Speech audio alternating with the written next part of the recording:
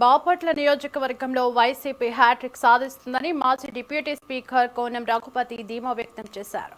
వివక్షత లేకుండా జగన్ పాలన అందించారని అన్నారు. ఈసారి జరుగుతున్న ఎన్నికలు ప్రత్యేకమైనవని, నమ్మకానికి అపనమ్మకానికి జరుగుతున్న ఎన్నికలని తెలిపారు. బాపట్ల నియోజకవర్గం వైసీపీకి కంచుకోటని, మరోసారి ఎన్నికల్లో గెలిచి నిరూపిస్తామంటున్న కోన రఘుపతితో మా ప్రతినిధి గాలిబ్ ఫేస్ టు ఫేస్.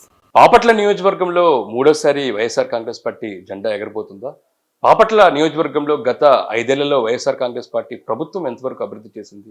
ప్రధానంగా కూటమి ప్రభావం వైఎస్ఆర్ కాంగ్రెస్ పార్టీలో కూటమి ప్రభావం ప్రధానంగా బాపట్ల నియోజకవర్గంలో ఉండబోతుందా? దీనిపై మనతో మాట్లాడటానికి బాపట్ల నియోజకవర్గంలో మరోసారి పోటీ చేస్తుందా మాజీ డిప్యూటీ స్పీకర్ కోన రఘుపతి గారు మనతో మాట్లాడదాం. సార్ రఘుపతి గారు, అంటే గత 2 సార్లు పాలనలోని ఒకసారి అధికారంలో ఉన్నారు, ఒకసారి ప్రతిపక్షంలో ఉన్నారు. ప్రస్తుతం మరోసారి పోటీ చేస్తున్న నేపథ్యంలో వైసీపీ పరిస్థితులు బాపట్ల నియోజకవర్గంలో ప్రస్తుతం ఎలాగున్నాయి? చాలా బాగుంటుంది, ఇబ్బంది ఏం లేదు. ఇది ఈసారి తప్పకుండా మూడోసారి కూడా గెలిచి నాన్నగారి రికార్డుని సమానం చేస్తాం, దాంట్లో ఎటువంటి సందేహం లేదు. నేను ఒకటే కాదు, 175కి 175 అనేది మా నినాదం. ఎందుకు అంత కాన్ఫిడెన్స్? ఎలా? జగన్మోహన్ రెడ్డి గారికి ఆయన మీద ఆయనకి చాలా నమ్మకం. ఆయన చేసినటువంటి పనుల పట్ల, చేసిన విధానం పట్ల దానికి చాలా కాన్ఫిడెన్స్. ఈరోజు ఆయన ఒకటే మాట చెప్తున్నారు. అటువంటి మాట మనం ఎప్పుడు కూడా గతంలో ఏ ముఖ్యమంత్రి నోట వినలేం. నేను చేసినటువంటి పనులు మీ దాకా చేరుంటుంది, మీకు ఉపయోగపడి ఉంటుంది, మీరు నాకు ఓటేయండి అని చెప్తున్నారు. అంటే అంత కాన్ఫిడెన్స్, అంత పారదర్శకంగా, ఎక్కడ కూడా వివక్ష అనేది లేకుండా, మరి అర్హత ఉంటే చాలు, అర్హతే ప్రామాణికంగా ప్రతి ఒక్కరికి మేలు చేసిన తర్వాత, ప్రత్యేకంగా సచివాలయ వ్యవస్థ, వాలంటీర్ వ్యవస్థ తీసుకొచ్చిన తర్వాత ఒక అద్భుతం అది. ఇంకా వాళ్ళకు కూడా మాకు అర్థం కాలేదు, మేము అంతే అనుకునే వాళ్ళకి ఎవరూ ఏం చేయలేం.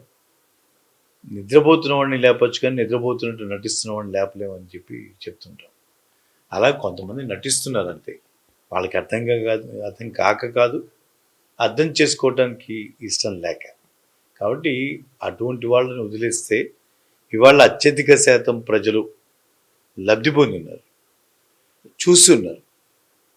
లబ్ధి అనేది ఒక నాట్ ఓన్లీ జస్ట్ ఒక ఆర్థిక సహాయం పొందటం కాదు, గౌరవం. ఇవాళ ఒక గౌరవం ఏదో ముష్టి వేసినట్టు వేయటం కాదు, ఒక బాధ్యతగా ఒక వాలంటీర్ వచ్చి ఇవాళ అందించటం. ప్రత్యేకంగా నేను ఈ నెల రోజుల్లో చూస్తే గమనిస్తే, గతంలో నేను 22 ఏళ్లుగా ప్రత్యక్ష రాజకీయాల్లో ఉన్నా, నాన్నగారి సమయంలో తిరిగిన వాడిగా ఎప్పుడు కూడా నేను చూడలే. మరి ఎస్టీస్లో యానాదులు, మరి వాళ్ళ పరిస్థితి చాలా దీనంగా ఉంటుంది. అసలు వాళ్ళ ప్రపంచంతో సంబంధం లేనట్టుగా ఉంటారు, ఐ కాంటాక్ట్ కూడా ఇష్టపడరు. అలా ఉండేటువంటి వాళ్ళు ఈరోజు నా వెహికల్ వెళ్తూ పాట వినపడగానే రోడ్డు మీదకి పరుగు ఎత్తుకొచ్చి ఇలా ఫ్యాన్ గుర్తు చూపిస్తూ ఎంత ఆనందంగా వాళ్ళ కళ్ళల్లో కనబడుతూ ఉంటారు. అసలు నాకు చాలా so shocked and so thrilled and so happy. కారణం ఏంటని నేను చూస్తే ఈ వాలంటరీ వ్యవస్థ, ప్రత్యేకంగా వాలంటరీ అనేవాడు వచ్చిన తర్వాత, ఓహో ఇలా ఉంటుందా ప్రభుత్వం అంటే, ఇవన్నీ తెలియదు, మాకు తెలియదు, అక్కడ నీకు ఇది వస్తుందని వాళ్ళ పిల్లలే, అక్కడ ఉన్నటువంటి వాళ్ళే ఒకళ్ళు వాలంటరీగా ఇస్తే, ఇక్కడ ఆఫీస్లో జరిగిన విషయాలు తెలుసుకొని, ఇగో ఈ పథకం నీకు వస్తుంది, ఇగో ఈ కాగితం సంతకం పెట్టని చెప్పి వాళ్ళే దగ్గరుండి జిరాక్స్ కాపీల దగ్గర నుంచి తీసుకొని వచ్చి ఆ పథకాన్ని వాళ్ళకి అందిస్తే, నిజంగా ఈరోజు ప్రభుత్వం పట్ల వాళ్ళకి ఎంత నమ్మకం, జగన్ అంటే ఎంత విశ్వాసం వచ్చిందంటే చెప్పలేనంత. అది చంద్రబాబు నాయుడికి అర్థం కాదు. వాళ్ళ ఆ పెత్తందారీ వ్యవస్థలో డబ్బు పెట్టుకుందాం, కులాలను రెచ్చగొడదాం, కులాలను విడగొడదాం, ఇదే వాళ్ళకు ఉన్నటువంటి జెండా. ఆ అజెండాలోనే నడుస్తూ ఉన్నాడు. ఇప్పటిదాకా సరైన వాడు తగల చంద్రబాబు నాయుడికి, ఇప్పుడు తగిలాడు. కులాలు రెచ్చగొట్టిన విషయంలోని మీ నియోజకవర్గంలో ప్రధానంగా ప్రతి అంశంలోనే రఘుపతి గారిని ఒక భూతంలా చూపించే ప్రయత్నం చేశారంటారా? ఇక్కడ ఎవరు చేయడానికి ఏం లేదు, అంత విషయం లేదు ఇక్కడ. అసలు ఇక్కడ బాపట్ల రఘుపతి తెలియని వాడు అంటే ఎవడు ఉండడు. 6 ఏళ్ళ వాడి దగ్గర నుంచి 60 ఏళ్ళ వాడి దాకా ఎవరిని అడిగి రఘుపతి ఏంటో చెప్తారు, రఘుపతి క్యారెక్టర్ ఏంటో చెప్తారు. 22 సంవత్సరాలుగా అనేక వేదికల మీద నా పర్సనాలిటీ ఏంటో, నా ఆలోచన విధానం ఏంటో బాపట్ల ప్రజలకు బాగా తెలుసు. ఎవరో ఏదో చెప్తే దాన్ని నన్ను వాళ్ళని ఇన్ఫ్లుయెన్స్ చేయటం నాకు అగ్నిస్ట్గా అంత తేలికైన విషయం కాదు. ప్రస్తుతం జరిగే ఎన్నికల్లోని బాపట్ల ప్రత్యేక జిల్లాగా ఏర్పాటు చేసిన నేపథ్యంలో అది ఇంపాక్ట్ చూపించే అవకాశం ఉందంటారా? ఆబ్వియస్లీ మనం ఒక మంచి చేసాం, జిల్లా తీసుకొని వచ్చాం. జిల్లా తీసుకురాగానే ఏమవుతుంది, జిల్లా రాగానే ముందర రియల్ ఎస్టేట్ వాల్యూస్ పెరుగుతాయి. తర్వాత ఏమవుతుంది, అవకాశాలు పెరుగుతాయి. తర్వాత ఆదాయం పెరుగుతుంది.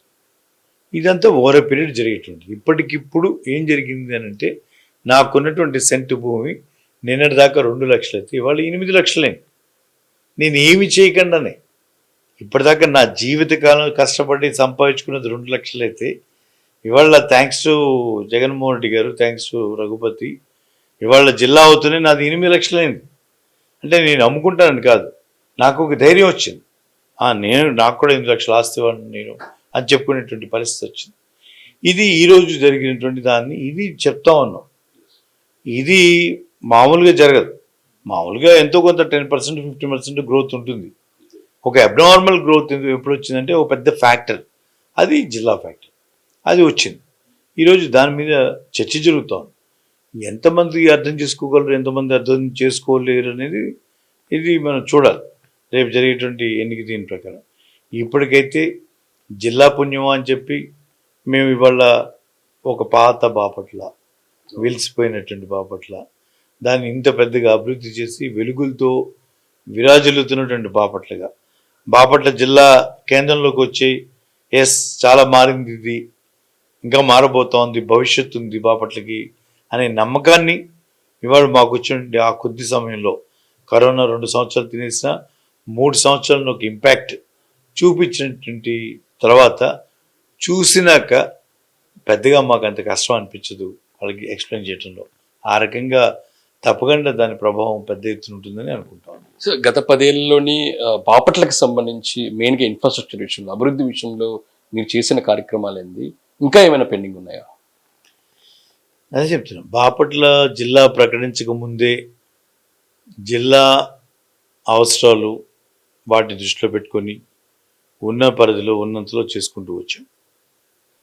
నేషనల్ హైవేస్ ద్వారా పట్టుకొని 4 లేన్ తీసుకొని వచ్చిన, ఒక బైపాస్ తీసుకొని వచ్చిన, లోపల 1 టైం ఇంప్రూవ్మెంట్ కింద 8 కిలోమీటర్లు సుమారుగా అది కానీ ఇది కానీ 170 కోట్ల రూపాయలతో చేస్తున్న, 520 కోట్ల రూపాయలతో 500 పడకల హాస్పిటల్, మెడికల్ కాలేజీ తీసుకొని వచ్చి ఆ పనులు జరుగుతూ ఉన్నా. మరి దాదాపు 1000 కోట్లు వివిధ సంక్షేమ పథకాల ద్వారా 89.1% మందికి లబ్ధి చేకూరిన సందర్భంగా దాదాపు 1200 కోట్ల రూపాయలు, అవి దాదాపు 38 సచివాలయాలు కావచ్చు, 24 ఆర్బీకేలు కావచ్చు, 16 వెల్నెస్ సెంటర్లు కావచ్చు, మరి రోడ్లు కావచ్చు, మరి చెరువులు కావచ్చు, ఇవన్నీ కూడా మేము తీసుకుని ఉంటే దాదాపు 1200 కోట్ల రూపాయలు పైబడి ఇక్కడ అభివృద్ధి కార్యక్రమాలు కూడా చేస్తాం. ఇప్పటికే వైఎస్ఆర్ కాంగ్రెస్ పార్టీ నవరత్నాల పేరుతో 2.0 ప్రకటించింది. మరోపక్క ఎన్డీఏ కూటమి 25 అంశాలతోని పథకాలను, మేనిఫెస్టోను రిలీజ్ చేసింది. ఈ 2 అంశాలకు సంబంధించి ప్రజల్లోకి వెళ్తున్న మీరు ఎటువంటి ఫీడ్బ్యాక్ వస్తుంది? ఈరోజు ప్రధానంగా ఎన్నిక జరిగేది రఘుపతికో రాజుగారికో కాదు, ఇక్కడ జరుగుతూ ఉంది చంద్రబాబు నాయుడు వర్సెస్ జగన్మోహన్ రెడ్డి. ఈసారి ఎన్నిక చాలా ప్రత్యేకమైన ఎన్నిక.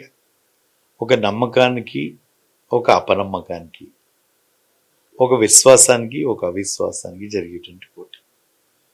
నమ్మకానికి ప్రతినిధి జగన్మోహన్ రెడ్డి, అపనమ్మకానికి ప్రతినిధి చంద్రబాబు నాయుడు. ఈరోజు ఇది నేనేదో చెప్పడం కాదు, ప్రజల్లో ఉన్నటువంటి ఆలోచన. ఎప్పుడో సంగతి అనవసరం, ఏదో చెప్తుంటారు, మాట్లాడితే హైటెక్ మాదే, లోటెక్ మాదే, అంతా మేమే, ఇవాళ హైదరాబాద్ నిర్మించింది మేమని చెప్పుకుంటారు. 400 ఏళ్ళ చేస్తున్నటువంటి హైదరాబాద్ గురించి ఈయనేదో చేస్తున్నట్టుగా చెప్తుంటారు. మరి 5 ఏళ్ళు మన ఆంధ్రప్రదేశ్ పరిపాలించిన చంద్రబాబు నాయుడు ఇక్కడేం చేసేవా అంటే ఏం చెప్పడానికి ఏం లేదు. అన్నీ తాత్కాలికం అని చెప్పి ఆ రాజధానిలో ఒకటి కూడా పర్మనెంట్ బిల్డింగ్ లేకుండా కాలయాపన చేసిన పరిస్థితి మనం చూసాం. ఎన్నో పథకాలు, దాదాపు 600 పథకాలు, 600 ప్రామిసులు చేసినటువంటి చంద్రబాబు నాయుడు ఒక 6 7 చేసి చేతులు దులుపుకున్న పరిస్థితి మనం చూసాం. ఆ రకంగా ఆయన పరిపాలన మొన్నే 2014-19 జరిగితే 19-24లో జగన్మోహన్ రెడ్డి గారు చెప్పిన పనులన్నీ కూడా చెప్పినట్టుగా చేసినటువంటి రికార్డు ఇది. సో ఇది ప్రజల్లో కూడా చర్చ జరుగుతోంది. జగన్మోహన్ రెడ్డి గారు ఏదైనా చెప్తే చేస్తాడని, చంద్రబాబు నాయుడు ఏం చెప్పినా చేయడని, ఈ రెండిట్లో ఉన్నటువంటి చర్చ. సూపర్ 6 అన్నా, సూపర్ 10 అన్నా, సూపర్ 100 అన్నా చంద్రబాబు నాయుడు నమ్మేటువంటి పరిస్థితి ప్రజల్లో లేదు, రాదు. జూన్ 4వ తారీఖు ప్రజా తీర్పు ఏ విధంగా ఉండబోతుంది? ప్రజల నుంచి ఫలితాలు ఏ విధంగా వైసీపీ ఆశిస్తుంది? 100కి 100 పాళ్ళు మరి జగన్మోహన్ రెడ్డి గారు 124 స్థానాలు పైబడి గెలుస్తారు నా వ్యక్తిగత అంచనా. Maybe more also. ఒక సైలెంట్ వేవ్ ఉంది, చాలా రెవల్యూషనరీ చేంజెస్ వచ్చి ప్రజలు ఇందాక చెప్పారు మీకు ఎస్టీస్ అని. వాళ్ళ మహిళలు పెద్ద ఎత్తున వాళ్ళు వైఎస్ఆర్సీపీకి అండగా నిలబడ్డారు. ఎన్నో సెక్షన్స్ ఇప్పటిదాకా కనీసం గుర్తింపు లేనటువంటి ఎన్నో సామాజిక వర్గాలు వాళ్ళ కార్పొరేషన్స్ పెట్టి వాళ్ళందరికీ కూడా మరి వాలంటరీ వ్యవస్థ ద్వారా జల్లెడ బట్టి ఎవరు ఎక్కడున్నారు, వాళ్ళ అవసరాలు ఏంటి, వాళ్ళ పరిస్థితి ఏంటి అని చెప్పి చూసి రాజకీయంగా వాళ్ళకి ఒక గుర్తింపు, సామాజిక వర్గాల గుర్తింపు, ఆ ప్రాధాన్యత, ఆ గౌరవం, ఆ ఆర్థిక సహాయం అన్ని రకాలుగా అందిన తర్వాత ఒక పెద్ద సైలెంట్ వేవ్ ఉంది. అది ఎవరికి అందనంత వేవ్ ఉంది. నాకు అందినంత వరకు నేను చాలా చాలా మోడరేట్గా నేను చెప్తే అది 124 స్థానాల పైనతో వైఎస్ఆర్సీపీ ఇక్కడికి గెలవబోతోంది. బాపట్ల నియోజకవర్గం వైఎస్ఆర్సీపీ అది కంచుకోట. మరొకసారి మేము దీన్ని నిరూపిస్తాం. ఈసారి మొదటిసారి 6,000తో గెలిచాం, రెండోసారి 16,000తో గెలిచాం. ఈసారి కనీసం 30,000తో గెలవాలనేది మా అంచనా. సరైన మంత్రిగా కోన రఘుపతి గారిని చూడొచ్చు. ఎవరి సామర్థ్యం వాళ్ళది. ముఖ్యమంత్రి గారు ఎవరు తనకి కాన్ఫిడెన్స్ ఉంటుంది వాళ్ళని పెట్టుకొని నడిపిస్తారు. ఎవరు దేనికి సమర్థులో దానికి నియమించుకుంటారు. ఇవాళ బీయింగ్ ఏ సీనియర్ తప్పకుండా నాకు ఒక గుర్తింపు జగన్మోహన్ రెడ్డి గారి దగ్గర ఎప్పుడు ఉంది. మంత్రి పదవి కావాలా నీకు, జిల్లా కావాలంటే నేను జిల్లానే కావాలంటే అని చెప్పి అప్పుడే చెప్పిన వాడిని. ఎందుకంటే మంత్రి పదవి ఎప్పుడో ఒకప్పుడు వస్తుంది, చేస్తాం. ఆయన తప్పకుండా నాకున్నటువంటి సమర్థత మీద ఆయన చాలా నమ్మకం ఉంది. నా సేవలు ఆయన ఎప్పుడు వినియోగించుకుంటారో అప్పుడు తప్పకుండా ఆ మంత్రి పదవిని అదే నడుచుకుంటూ వస్తుంది. ఇది పరిస్థితి. బాపట్ల ఏదైతే వైఎస్ఆర్ కాంగ్రెస్ పార్టీ కంచుకోటలో మరోసారి వైసీపీ జెండా ఎగరబోతుంది. జూన్ 4న దాదాపు 124 పైన స్థానాలతో వైఎస్ఆర్ కాంగ్రెస్ పార్టీ అధికారంలో రాబోతుంది. వైసీపీ అభివృద్ధి సంక్షేమ పథకాలు ఖచ్చితంగా బాపట్ల నియోజకవర్గ వాళ్ళ ఓటర్లు అటువైపే ఉండబోతున్నారని కూడా ధీమా వ్యక్తం చేస్తున్నారు కోన రఘుపతి.